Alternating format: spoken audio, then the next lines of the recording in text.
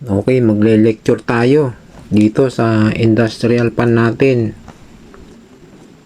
Okay, bali nabanggit ko dyan sa ating rewinding sa ating industrial pan ay nagtira ako ng dalawa, no? Isang running, isang starting. Nakaset yon, isang maliit, isang malaki.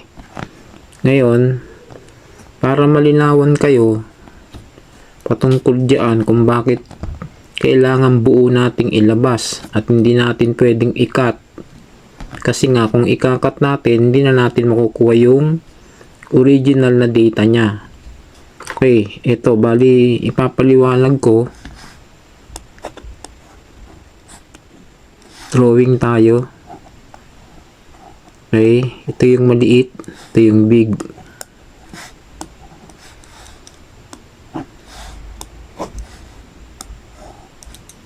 Yan. Bali yung out dito sa malaki. Tapos dito yung in sa maliit. So yun yung rewind ko. Yung iba naman, yung nag-i-in sa out. Pinaliwanag ko na yan. Okay?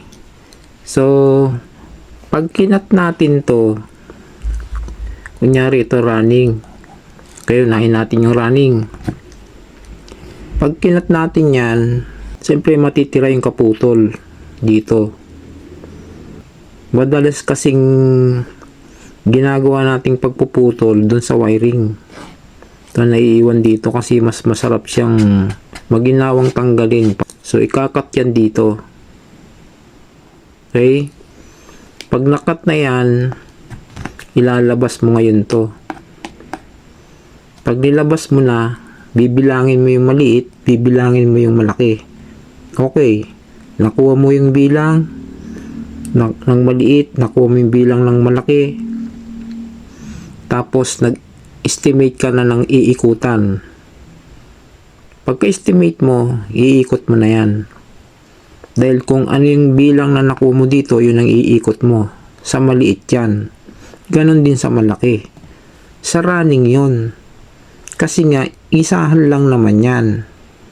Kaya, hindi problema yon kung nabilang mo to, nabilang mo yung malaki, inikot mo, kung ano yung bilang mo, inikot mo, okay, kinasa mo ngayon siya dito, sa core.